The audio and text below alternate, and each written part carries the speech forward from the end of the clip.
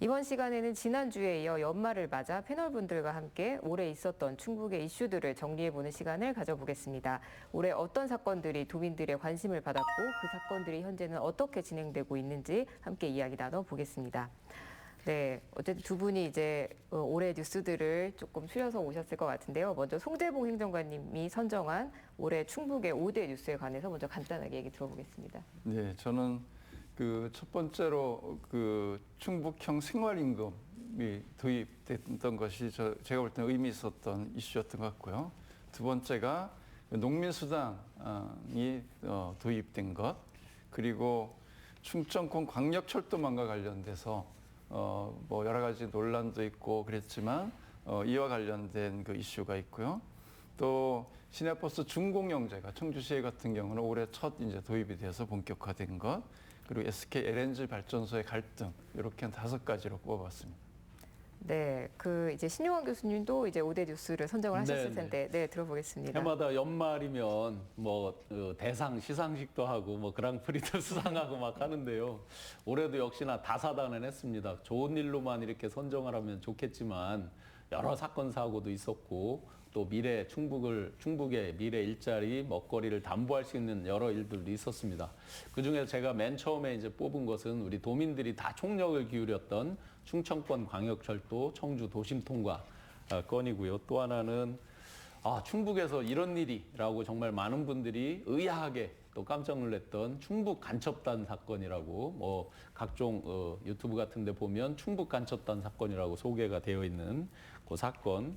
그다음에 이제 유독 환경 문제에 있어서 정말 많은 미세먼지, 초미세먼지 이런 숫자가 전국 평균에서도 굉장히 나쁜 쪽에 있다 보니까 도민들이 많이 관심 많은 SK LNG 발전소 갈등 문제, 그리고 이시종 지사님과 김병우 교육감님의 몇 차례에 걸친 그런 갈등의 문제, 그건 곧 행정의 문제가 아니라 도민 생활의 문제로 귀결되기 때문에 뽑아봤고요. 마지막으로 충북형 생활임금제를 도입한 거, 이렇게 5가지를 뽑아봤습니다. 네, 그 두 분이 이제 선정하신 이슈들을 저희가 들어봤는데 뭐 겹치는 것도 있고 또 겹치지 않는 그런 주제들도 있습니다. 먼저 이제 양쪽에서 들어보시고 나서 이제 상대 패널이 뽑은 이제 5대 뉴스 이슈에 관해서 각자 의견이 좀 있으실 것 같은데요. 어떻게 송재봉 행정관님부터 신용환 교수님의 5대 뉴스에 대해서는 어떻게 생각하시나요? 잘 뽑은 것 같습니다. 네. 네.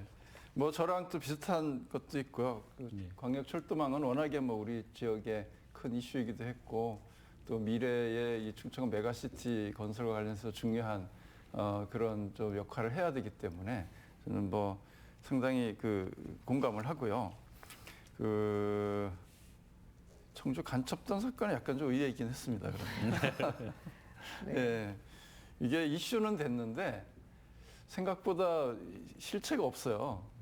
그리고 이분들이 제가 듣기로는 스스로 내가 그 간첩이라고 막 얘기하고 다녔다는 것 같은데, 그래서 약간 뭔가 좀 코미디 같기도 하고, 그래서 예전 같으면 이것이 심각한 어떤 문제로 비화가 됐을 텐데 찻잔 속의 태풍처럼 뭐 그렇게 좀 끝나버린 그런 사건이라서 이게 그냥 흥미거리 정도 수준으로 전락한 간첩단 사건이 됐어요. 네, 그 부분은 이제 여러 의견들이 있는데요. 실제로 이제 일부 언론에서 그렇게 표현한 것도 있지만, 우리가 이제 요즘 시대에 무슨 간첩이 있어, 뭐 굳이 그렇게 간첩이 와서 뭘 할 일이 있냐, 인터넷으로도 다 되고 뭐 정보를 캐내려면 다 되는데라고 얘기를 하지만, 이제 우리 청주 비행장을 중심으로 해서 그 각종 이제 스텔스기 배치에 대한 반대 운동, 그리고 그분들이 어느 정도 언론의 희화화, 코미디화 되면서 이렇게 이거 별것 아니야 치부된 면이 있지만 결국엔 보면 3명이 기소가 됐어요. 그러면 기소될 때는 분명히 법적인 기소할 만한 이유가 있으니까 이제 기소가 됐겠죠, 당연히. 그리고 그 안에서 펼쳐졌던 일, 약한 고리의 법칙이라고 있잖아요. 우리 사회의 가장 약한 뚝이 무너지면서 어떤 뚝방 전체가 무너질 수 있는 이런 측면으로 생각을 해본다 그러면 다시 한번 우리 지역의 경각심을 일으키는 차원에서는 어느 정도 다시 한번 이렇게 리마인드를 해봐야 될 사건이라고 생각해서 저는 꼽았었습니다. 네. 저는 한편으로 참 다행스럽다고 생각한 게 그분들 이외에 그 지역에 보통 이런 사건이 생기면 지역의 시민사회라든가 뭐 정치권 이렇게 연결돼 가지고 이것이 큰 사건으로 비화되기도 하는데 다행히 이분들이 아무도 포섭을 못해서 네, 이분들로만 다 끝난 네. 게 너무 다행스럽다 네. 이렇게 예, 생각을 했습니다. 참고로 좀 말씀을 드리면 지난주에 이제 저희 이광희 의원님하고 이제 박한석 부위원장님을 모시고도 똑같이 주제 선정을 해봤었는데 네. 그때도 이제 박한석 부위원장님께서 청주 간첩단 사건을 뽑으셨었고 예, 이광희 의원님이 지금 행정관님하고 비슷하게 말씀을 네. 하셨던 적이 있어서 예, 말씀을 드립니다. 자 일단 이제 송재봉 행정관님 의견 좀 들어봤고 이제 신 교수님이 보셨을 때 이제 송재봉 행정관님이 뽑으신 5대 뉴스에 관해서 의견을 조금 말씀해 주시면 좋을 것 같아요. 근데 그 행정관님께서 이제 도내에서 정말 오랫동안 시민사회 또 우리 시민들의 실질적 생활에 유익함을 위해서 많이 시민운동을 해주셨고 그래서 지금 뽑은 5대 이슈를 보면 다 그 우리 실생활에 아주 밀접한 저는 조금은 큰 어떤 큰 주제들을 뽑은 것 같고 우리 행정관님께서는 실생활에 아주 가까운 것들을 뽑아주신 것 같습니다. 세 가지는 이제 저랑 겹쳤고요. 하나는 시내버스 준공영제 부분인데 이제 정말 우리 충북에서 청주형 그러니까 준공영제를 실시하게 된 거죠.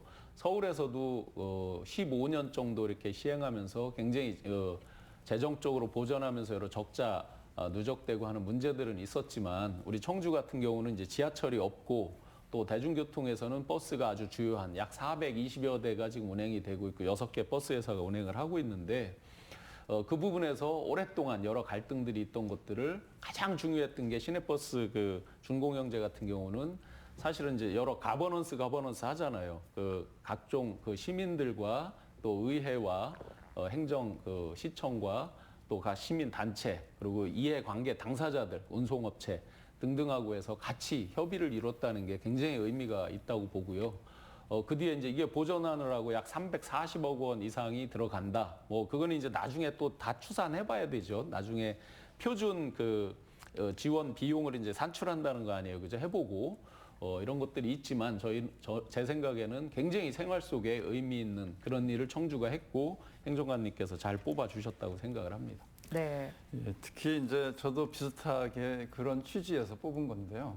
그 대중교통이 활성화돼야 되는데 지금 청주의 경우 시내버스의 그 수송 분담률이 20%가 안 돼요. 그러니까 우리 지역의 대중교통 자체가 그러다 보니까 자가용 이용이 계속 확대되고 그러니까 이것이 뭐 단순하게 그래서 그 교통 정체의 문제만이 아니라 이게 또 탄소 중립으로 가는데도 여러 가지 문제가 있고 또 서민들의 발이니까 일반 시민들의 이용의 편의성이 높아져야 되는 차원에서 이 준공영제가 갖는 의미가 굉장히 크다고 보거든요. 아직 시행 초기다 보니까 아직 노선 체계가 충분하게 이제 변화된 걸 느끼지 못하고 또 그건 이제 종합적인 현재 용역 중에 있다 보니까 그런 한계는 있지만 그래도 여러 면에서 그 서비스 수준이라든가 뭐 이런 것이 좀 나아지고 있다는 평가는 있습니다. 그런데 이제 문제는 사실 돈인 것 같아요. 애초에 그 준공영제 시작할 때 한 350억 정도가 들 것으로 예상을 하고 진행을 했었는데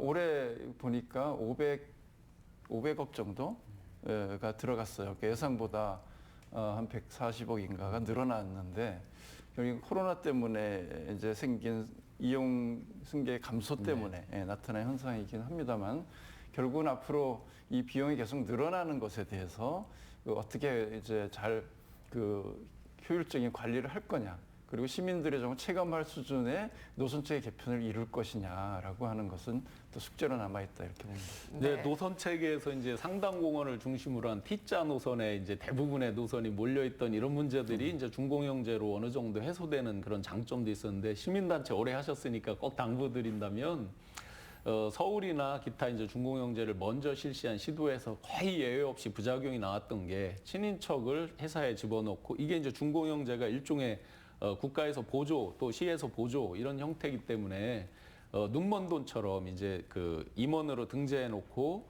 급여를 받아가게 한다든지 이런 모럴 해저드 도덕적 해이 문제가 이제 항상 제기됐거든요. 그래서 그리고 일정 부분의 이익을 설정을 하고 보전을 해주는 셈이기 때문에 열심히 상대적으로 일을 덜 한다. 뭐 이런 이제 지적도 많이 있었고 그래서 그런 도덕적 해이 부분을 시민단 시에서 이제 각종 조례라든지 각종 행정감사라든지 이런 걸 통해서 제어도 하지만 우리 시민단체들이 더 크게 눈을 뜨고 같이 이렇게 감시하면서 잘 안착이 될 수 있도록 같이 노력해 주시면 좋겠습니다. 그 버스 회사의 경영 투명성을 확보하는 것이 아마 이 준공영제가 잘 가는 데서 굉장히 중요한 과제인 건 분명한 것 같고요. 다행히 또 시의회에서도 이번에 그 행정사무 감사하고 또 예산심의하면서 그 요구액의 70%만 이번에 승인을 했더라고요. 그래서 그 30%를 남겨놓은 이유는 그런 것을 좀 보면서 그 결과를 보니까 승객은 줄었는데 환승과 관련된 그 보상 비용이 늘어난 것도 있고 막 이래서 문제적이 됐었거든요. 그래서 그런 것들을 잘 좀 따지고 특히 이건 앞으로 이제 청주시가 적극적으로 관심을 가지고 이런 투명성을 확보하고 공공성을 그 키워가는 그런 노력이 필요한 건 분명해 보입니다. 네.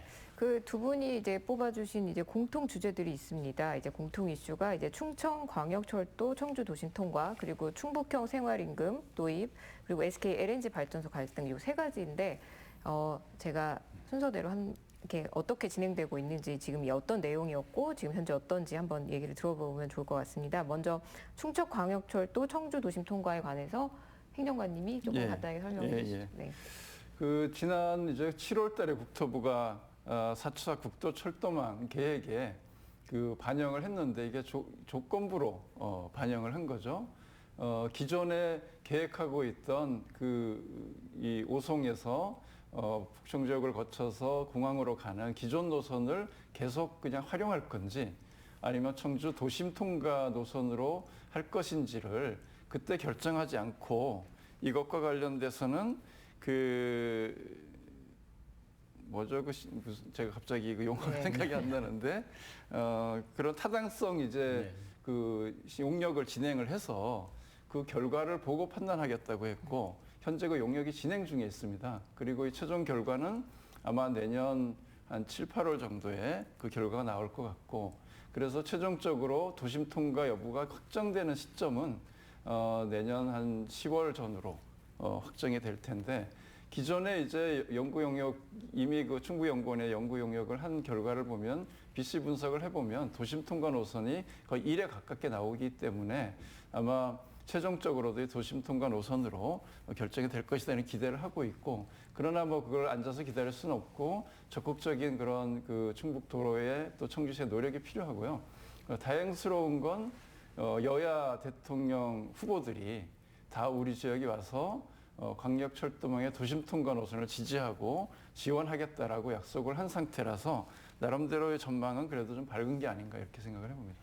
네. 네, 지금 말씀대로 이제 여야 주요 후보들께서 다 지역에 오셨을 때 이제 MOU 형태의 그 서류에 사인을 실제 했습니다. 아마 도민들께서 총력을 기울여서 노력한 덕인데요. 한 가지 이제 아쉽다 그러면 그걸로 다 된 거냐? 또 지난번에 이제 이렇게 많은 분들이 지원하고 하니까 된다 했는데 지금 이제 예타는 예를 들어서 면제를 한다고 구체적인 사업 타당성 검사는 다시 하거든요. BC 분석 이런 것들 다시 하게 되는데 기존 국토부 안에서는 이제 그 기존 노선을 하는 게 더 좋다라고 이제 권고가 돼 있었어요.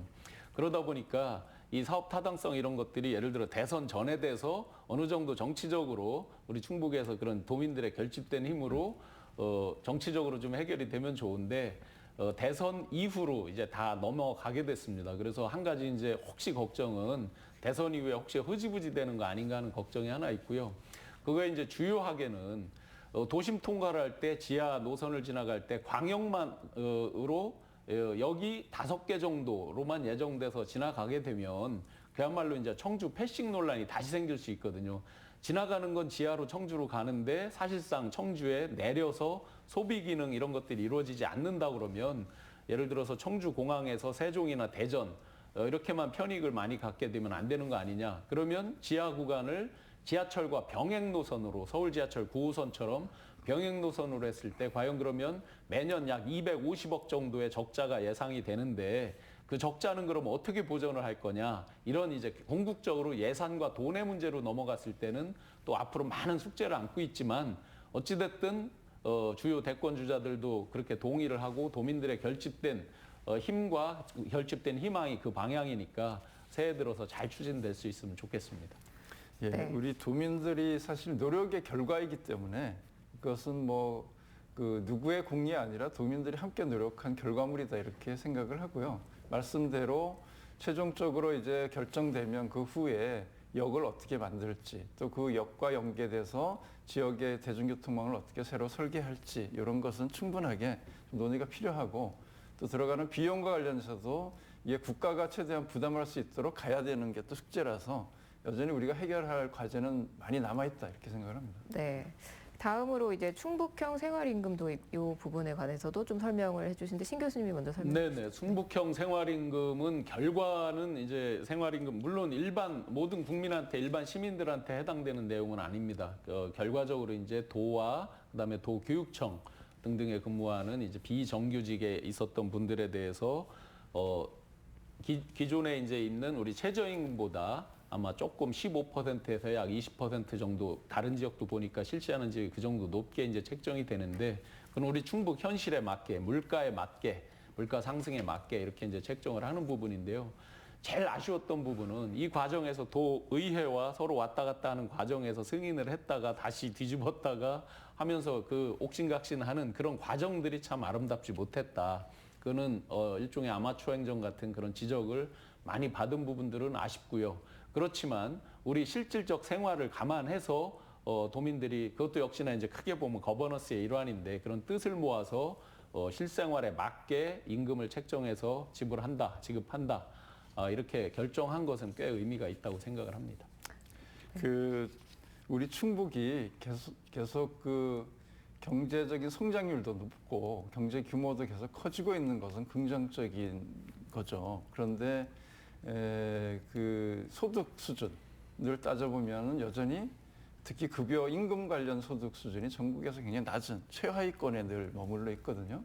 그렇기 때문에 저는 이 지자체부터 이런 어떤 일정한 소득을 보존해주는, 특히 비정규직이라는 어려운 분들의 소득을 보존해주는 이런 시도를 하는 것 자체가 굉장히 의미가 있다 이렇게 봐서 저는 생활임금을 이제 꼽게 된 것이고요. 그런데 약간 좀 아쉬움을 저도 말씀을 드리면 적용 대상이 생각보다 너무 작아요.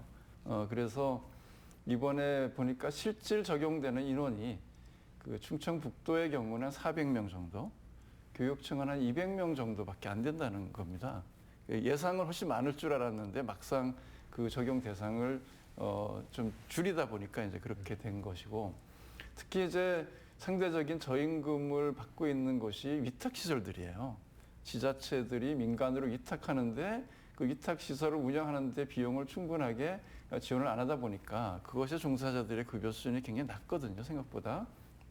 근데 여기가 제외돼 있는 문제가 있죠. 그러니까 이건 뭐 어쨌든 자치단체 입장에서는 예산이 좀 부족하다 보니까 최대한 줄이려고 하는 이제 그런 과정에서 말씀대로 논의 과정이 좀 길어지기도 했고 그렇긴 한데, 결국은 이 생활임금 도입이 의미가 갖는 것은 공공기관에서 이런 노력을 함으로써 민간 영역까지 확산되도록 하는 데 있거든요. 그러니까 그렇게 가려면 공공영역에서 조금 더 적극적인 어떤 노력이 필요한 그런 건 또 여전히 과제로 남아있다 이렇게 봅니다. 네, 적용 대상 논란 때문에 사실은 이게 이제 줄다리기가 길어졌었죠. 그래서 그걸 아예 딱 규정을 못 박아 달라라고 이제 요구를 하고, 또 한쪽에서는 다른 지역의 선례 이런 것들을 비교하면서 줄다리기가 많이 길어졌었는데, 다행히 이제 생활임금 그 위원회가 만들어지면서 위원회에서 적용 대상을 이제 결정을 해서 하면서 이제 적용이 돼서 어떻게 보면 첫 이제 시범 실시가 되는 거니까 향후에 가면서 좀 더 많은 어떤 혜택을 받는 분들이 늘어나지 않을까 생각을 합니다. 네. 마지막 공통 주제는 이제 SK LNG 발전소 갈등입니다. 이 부분에 관해서 행정관님이 설명 좀 해주시죠. 네. 뭐 SK 하이닉스 반도체 부지 주변에 LNG 발전소를 건설하는 문제 때문에 몇 년을 우리가 사실 지역사회에서 특히 환경단체를 중심으로 또 환경단체만이 아니라 많은 분들이 청주가 미세먼지가 굉장히 심각한 그런 도시인데, 이런 추가적으로 그런 미세먼지를 발생시키는 대기 오염을 시키는 그런 LNG 발전소를, 그것도 대규모 발전소를 지어야 되겠냐라고 하는 문제적이 계속 있어 와서 사실 찬반 여론이 팽팽했었죠. 이것은 뭐 여기서만 이슈가 아니라 사실 환경부에도 계속 산자부에도 여러 가지 이런 문제적이 되고 있고, 또 청주만이 아니라 음성 지역도 역시 LNG 발전소 건설 문제가 또 대두되고 있거든요. 그랬는데 좀 아쉽게도 청주시가 그 충분하게 이런 좀 합의가 이루어지지 않은 상태에서 건축 허가를 내준 상태가 됐고요. 그러다 보니까 그 현실적으로 보면 이미 행정적 절차가 다 끝나버린 그런 상태에 있어서 그렇다고 해도 뭐 이 갈등이 끝나진 않을 텐데 정말 탄소 중립 사회로 가고 특히 청주의 좀 맑은 하늘을 기대하는 시민의 입장에서는 굉장히 좀 속상하고 안타까운 그런 또 결과가 아닌가 이렇게 생각을 해봅니다. 네. 네, SK LNG 발전소 건으로 해서 아마 우리 시민들께서 친환경이냐, 친환경적이냐라고 하는 그 상식이 확실히 생겼을 것 같습니다. 그동안 LNG를 홍보할 때 친환경 에너지 이렇게 이제 많이 얘기했는데 정확하게는 기존의 석탄, 화석 연료보다 이제 오염, 대기오염 배출이 좀 적은 친환경적 대략 한 보니까 4분의 1 정도 되더라고요. 친환경적 에너지라는 그런 이제 상식이 생기는 계기가 됐고 했는데 이 건에서는 궁극적으로 그 기업에도 해당 기업에도 꼭 필요하고 어떤 전체적으로 필요하다고 하다면 그 부분 자체에 대한 논란 이 부분은 이제 차치하고라도요. 그 과정에서의 청주시의 행정의 미흡함을 지적하지 않을 수 없겠습니다.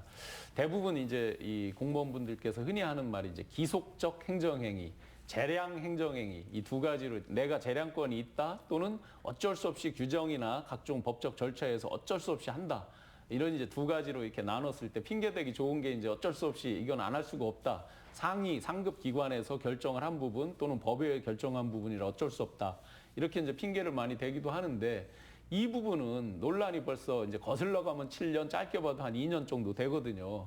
그래서 산자부라든지 환경부라든지 많은 유관단체들 논의가 있었고 했고 또 단체 협의회, 대표단도 구성이 됐는데 그게 어용이다 아니다 뭐 여러 논란 이런 것들을 빚으면서 결국에는 어느 순간에 갑자기 10월쯤 돼서 아 이게 승인이 났다 하고 그때서야 이제 많은 시민들이 알게 되는 조금만 더 적극적 소통 행위를 해서 시민들에게 많이 알리고 이거의 부작용은 이렇고 단점은 뭐고 그러면 SK 입장에서 이런 걸 함으로 인해서 반대 급부적으로 시민들한테 할 부분은 본인들이 예를 들어 사회공헌이나 ESG 경영이라고 그러죠. 각종 환경이라든지 지속가능 경영 이런 측면에서 사회공헌 활동으로 할 부분은 뭔지 이런 것들에 대해서 잘 알려주고 어떤 시민들의 그 어떤 통합적인 합의를 이루었더라 그러면 크게 이렇게 반발이 없었을 텐데 하는 그 과정상의 미숙함이나 아쉬움은 반드시 지적하여만 하겠습니다. 네. 그 두 분 이제 공통 주제에 대해서는 충분히 들어봤고 이제 각자 또 선정하신 주제들이 있습니다. 송재봉 행정관님 같은 경우는 아까 이제 시내버스 준공영제에 대해서는 좀 얘기를 들어봤고요. 그 농민수당 도입 등 기본소득을 주제로 선정하신 이유에 대해서 간단하게 한번 들어보겠습니다. 예, 참 우리 사회가 이제 농촌을 어떻게 지속 가능하게 할 것이냐라고 하는 건 우리 사회가 갖는 그 숙제 중에 하나다 저는 그렇게 생각을 합니다. 그래서 여러 가지 대안적 논의가 있죠. 그래서 농민 자체의 소득을 늘려주는 것, 농촌 사회를 재활성화하는 것 이런 여러 가지 숙제가 있는데 그 중에서 그래도 농민수당이라고 하는 형태로 충청북도가 전국적으로 보면 가장 먼저는 아니지만 그래도 앞서서 이 제도를 도입한 것은 의미가 있다 이렇게 보고요. 특히 이 제도가 그 주민 발의에 의해서 만들어진 조례거든요. 그러니까 주민들이 원하는 내용을 의회가 받아들이고 그래서 조례를 만들고 또 그 조례에 근거해서 충청북도가 예산을 편성해서 그 실제 이제 내년부터 시행할 수 있는 그런 근거를 만들어냈다라고 하는 것은 좀 지방자치라고 하는 것이 이러한 그 모델과 시스템에 의해서 정책이 만들어지고 예산이 쓰여져야 되는 것 아니냐 그런 측면에서도 나름대로 의미 있는 일이다 이렇게 생각을 하고요.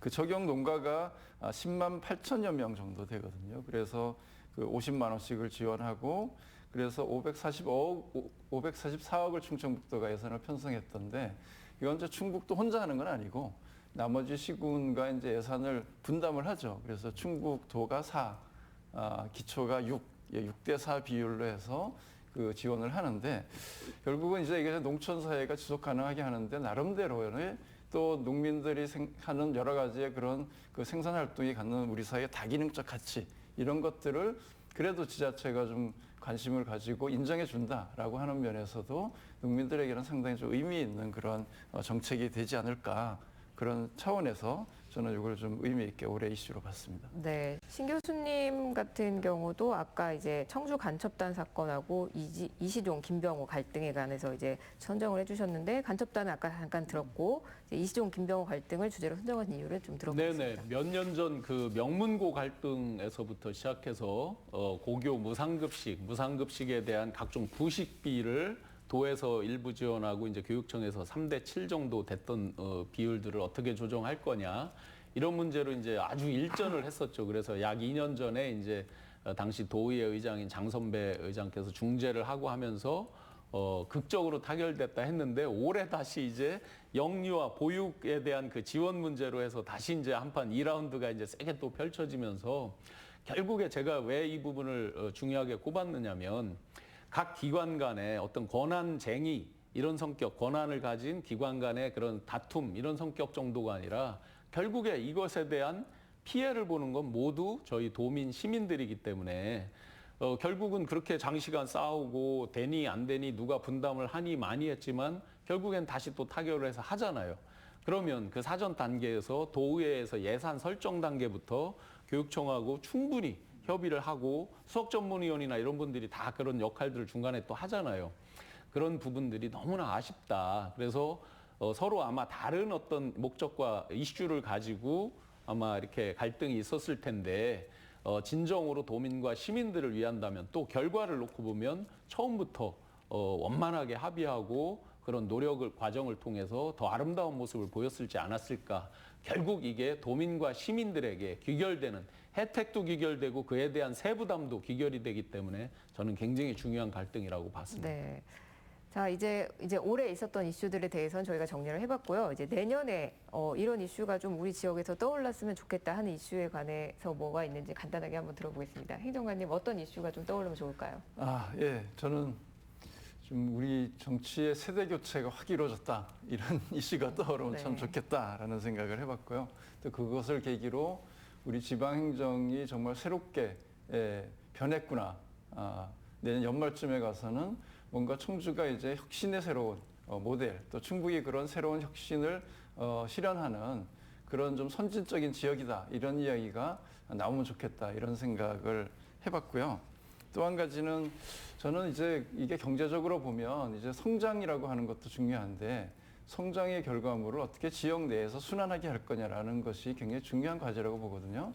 그러니까 지역의 부가가치 생산 총량 중에 외부로 역에 유출되는 비율로 따지니까 충북이 전국의 4위예요.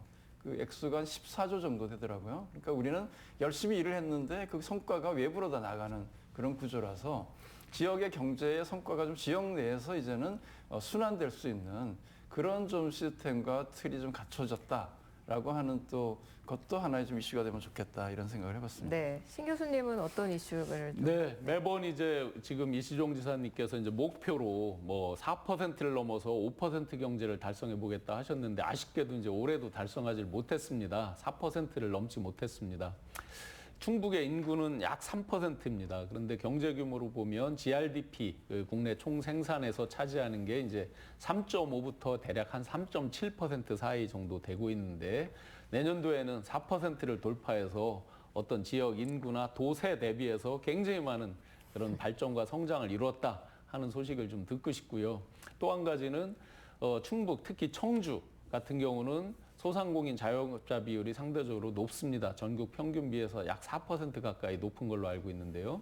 특히나 예를 들어 치킨집 창업률, 폐업률, 수원에 이어서 창업률이 2위이고요. 폐업률은 1위였습니다.